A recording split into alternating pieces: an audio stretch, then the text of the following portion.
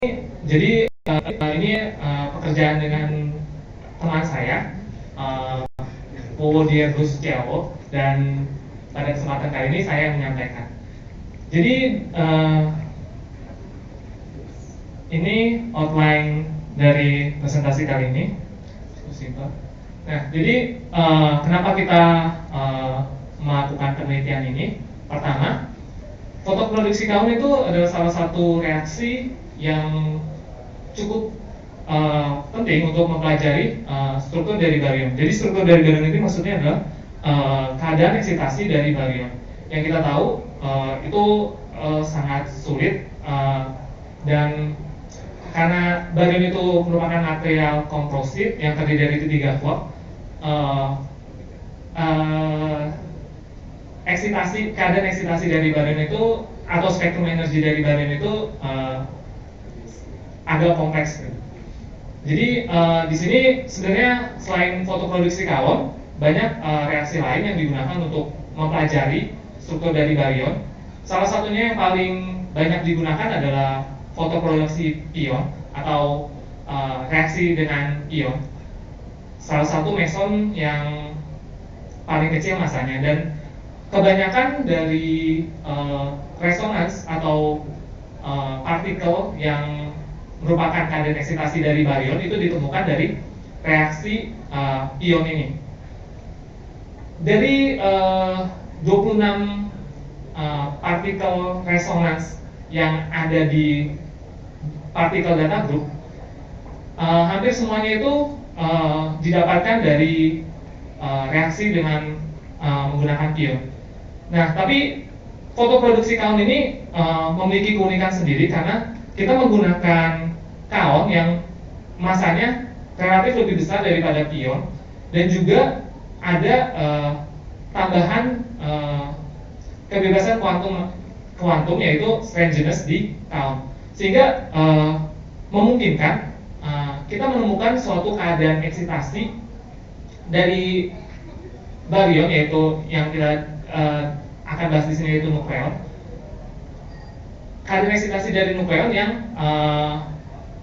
tidak ada di partikel data group yang seperti Pak Terry sampaikan, yaitu yang kita sebut dengan missing resonance. Oke. Banyak model yang digunakan dan analisis yang digunakan untuk menjelaskan tentang fotoproduksi dari kaum ini. Salah satunya itu adalah analisis multipole yang sangat banyak digunakan di tempat-tempat lain dan juga di penelitian-penelitian lain, dan juga ada partial wave analysis dan sebagainya. Tapi kita di sini akan menggunakan yang disebut dengan isobar model, yaitu menggunakan diagram Feynman untuk menghitung scattering amplitude dari reaksi ini. Dan isobar model ini menggunakan pendekatan effective field di vertexnya. Oke, dan salah satu yang membuat kita ingin meneliti kontribusi dari resonance hyperon itu adalah kita melihat bahwa di hyperon resonance itu di diagram Feynman merupakan bagian dari kanal U dari variabel Mandelstam, yang kita tahu bahwa variabel U ini sangat bergantung pada sudut kaon atau kaon angle dari reaksi ini, sehingga dia sangat berperan penting untuk sudut yang besar di reaksi ini. Nanti akan kita lihat. Nah, ini adalah bagaimana kita menghitung amplitude hamburan untuk hyperon resonance. Sebenarnya model yang akan digunakan di sini, isobar model yang digunakan, kita extend dari pekerjaan kita sebelumnya atau studi kita sebelumnya yang telah menyertakan spin 3/2 dan 5/2 nuklear resonance dengan interaksi yang konsisten. Kita juga di sini menggunakan formula yang sama atau preskripsi yang sama, tapi untuk U channel sendiri berbeda dengan S channel. Seperti yang kita lihat bahwa di U channel itu kita akan mengalihkan terlebih dahulu vertex elektromagnetik, baru propagator, dan kemudian vertex hadronik. Seperti itu. Nah, vertex elektromagnetik dan vertex hadroniknya, begitu juga propagatornya, itu memiliki formula atau resep yang sama dengan penelitian sebelumnya. Jadi propagator dari hyperresonance untuk partikel dengan spin 3/2 seperti itu. Dan itu gamma hadronik dan gamma elektromagnetiknya. Gamma hadronik dan elektromagnetik ini sudah dibentuk menjadi bentuk yang lebih mudah untuk dikerjakan di perhitungan nantinya. Jadi vertex hadronik dan vertex elektromagnetik untuk spin 3/2 ini didapatkan dari Pascalusa yang mengklaim bahwa dengan menggunakan vertex ini kita akan mendapatkan interaksi yang konsisten. Maksudnya interaksi yang tidak menimbulkan adanya amplitudo untuk lower spin. Jadi problem di spin 3/2 ini adalah ketika kita menghitung interaksi hamburan, ya kita ada kemungkinan kita akan itu akan memunculkan adanya background amplitude untuk spin yang lebih rendah, yang kita tahu itu tidak fisis di untuk yang spin 3/2 saja gitu. Ini perhitungannya. Ya, ini amplitude hamburannya setelah kita kalikan dengan vertex elektromagnetik dan vertex hadronik dan juga propagatornya. Ya, dengan perhitungannya untuk mensimplifikasi perhitungan kita menggunakan persamaan ortogonalitas sehingga G4 dan G5 hilang, sehingga kita dapat seperti itu. Lalu untuk memudahkan perhitungan numerik, kita mendekomposisi amplitude hamburan menjadi 6 Gates and Lorentz invariance matrix seperti ini. Ini prosedur standar di Isobar model. Nah, kemudian amplitude tadi kita tulis dalam program. Lalu di model tersebut juga kita memasukkan resonans, hyperon resonans yang memiliki spin 3/2 dan juga memiliki status di atas 2 bintang. Maksudnya status ini adalah eksistensi dari resonansi itu sendiri terhadap reaksi-reaksi lain yang ditentukan oleh penulis dari partikel data group. Oke, jadi ini 7 resonansi yang kita gunakan untuk model kali ini. Ya, bisa terlihat ada hyperon resonance, ada lambda dan ada sigma. Oke. Nah, ke-7 resonansi ini kita masukkan ke dalam model yang seperti saya bilang sebelumnya, itu model kita yang dari penelitian sebelumnya yang menyertakan spin 3/2 dan spin 5/2 untuk melakukan resonansi. Nah, hasil yang didapat dari fitting dari 7.000 kurang lebih 7.400 lebih dari 7.400 poin data dengan berbagai observable. Di sini saya menampilkan background dan cutoff parameternya karena dinilai ini yang penting untuk melihat bagaimana model kita. Nah, di sini di dua parameter pertama itu adalah coupling constant yang paling penting, yaitu G lambda dan G sigma n. Di sini terlihat bahwa dengan menyertakan hyperon resonance, kita melihat ada kenaikan nilai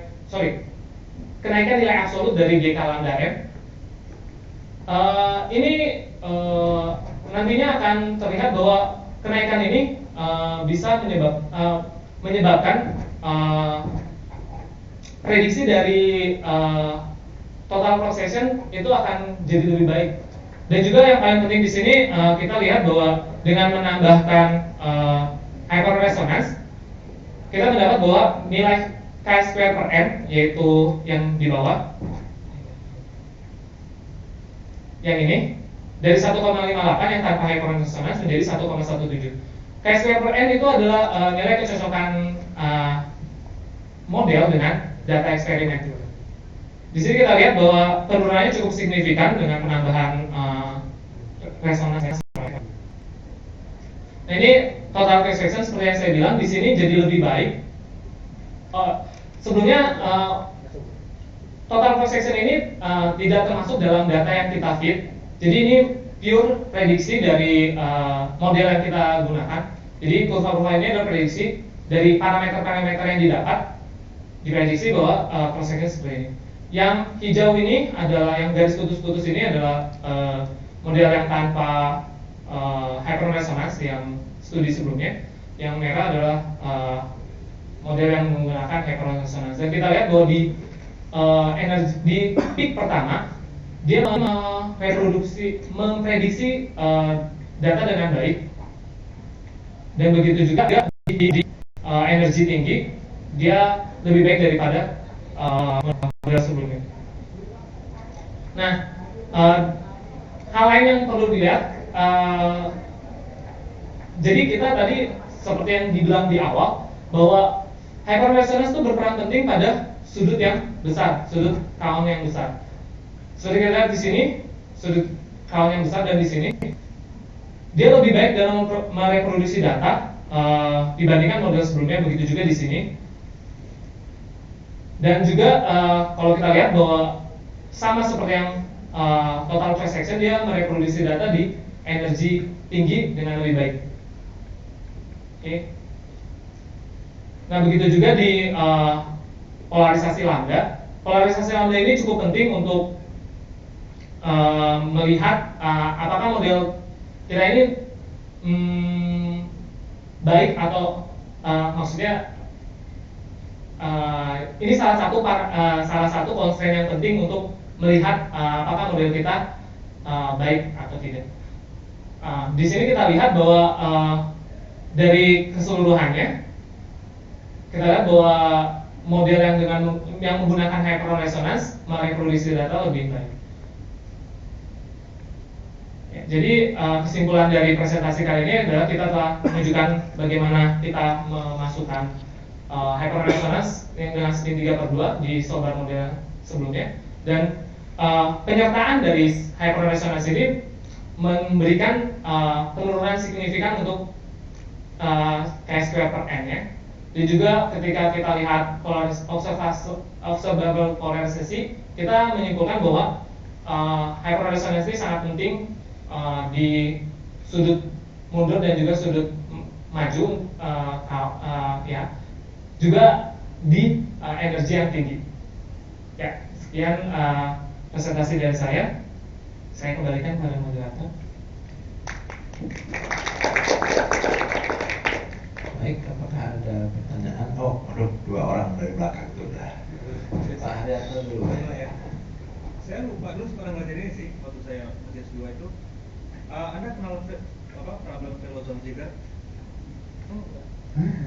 Jadi aslinya kan itu Swinger itu yang bikin propagator speed 3/2. Oh iya. Tapi itu kan bermasalah karena kalau dia coupling dengan elektromagnetik itu superluminal. Terus kalau salah Pascal Uza atau ada orang lain tuh coba modifikasi gitu. Nah, saya lupa apa propagator yang Pascal Uza ini free of Velozon Ziegler problem. Jadi masalah di sini tuh lebih ke, saya kurang tahu sih kalau yang superluminal problem itu, tapi lebih ke nggak konsistennya ini, karena ketika kita menggunakan propagator yang demikian, kita mendapati bahwa akan muncul amplitudo background yang menyebabkan background kita tuh jadi nggak fisis untuk digunakan untuk spin tertentu, spin 3/2 misalnya. Jadi ketika kita menggunakan propagator yang demikian dengan vertex yang berbeda, maksudnya yang tadi yang menyebabkan si propagator ini jadi konsisten, maksudnya si amplitude ini jadi konsisten karena propagatornya bikin yang sesuai dengan dari Pascal Uza. Ketika kita memilih propagator yang salah, kita akan dapati bahwa akan muncul suatu suku lain, yaitu suku lower spin background. Ya itu. Jadi masalahnya di situ. Iya, karena kan ada apanya? Kan frekuensinya ada 3/2,5. Nah, ya itu. Tapi kan orang ada yang mempropos propagator kan, ada Nasuciel, ada Larry Filling, pasti nggak saya. Udah coba propagator yang lain. Oh ya, jadi kita sih di sini mencoba propagatornya itu yang kita dapatnya dari projection operator aja, dari projection operator untuk spin 3/2 yang semuanya setuju dengan itu. dan langsung dikalikan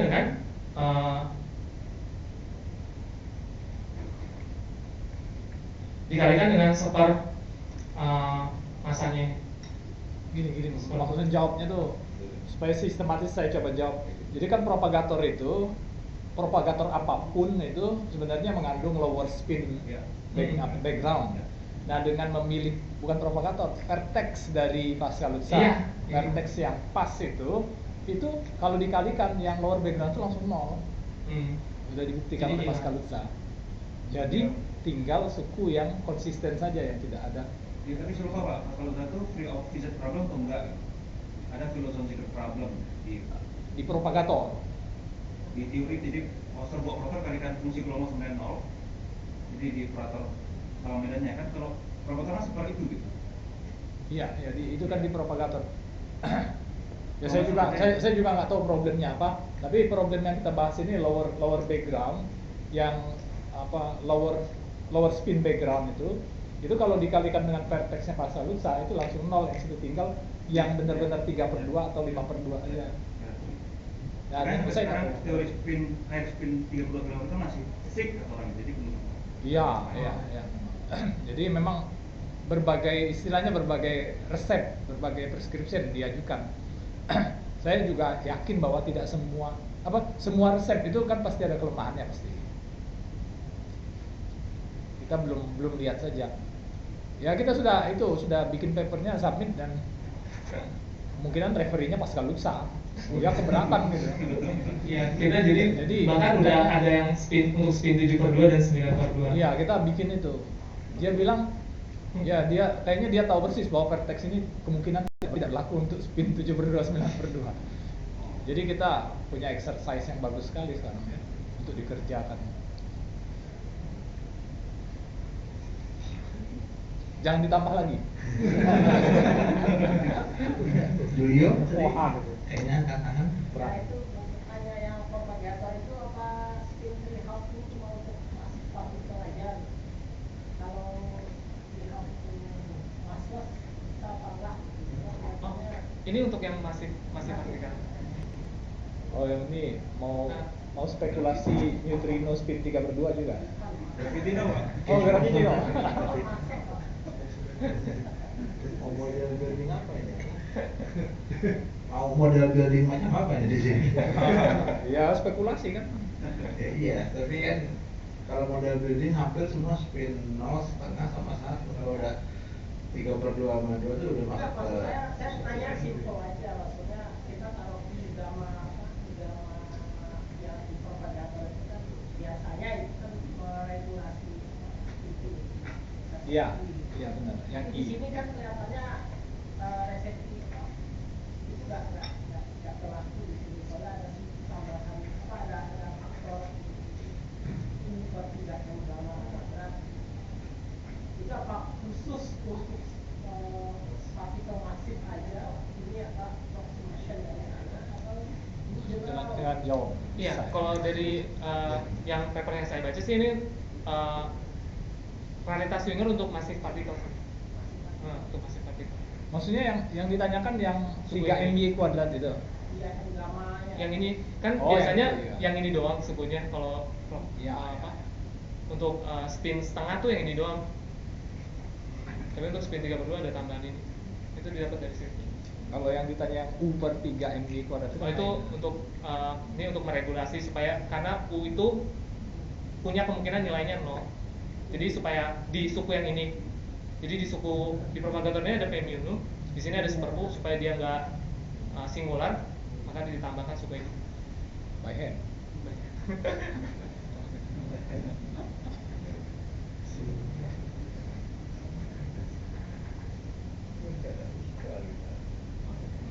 Kan di sini tuh nanti hilang. Ketika dikali tuh ini pesan Di sini kan ada 2P itu. Ada 2P. Iya, ada P mu ini kan. Ya ntar hilang sama dia. Ini kan ada P lambda min kanu, P lambda min kanu. Di sini kan juga ada P lambda kayak gitu. Terus nanti 0,0 ya? Hah? 0,0. Itu kalau banyak kan bisa dicolek. Intinya ini tuh cuma ngandung seperti doang. Jadi bisa langsung.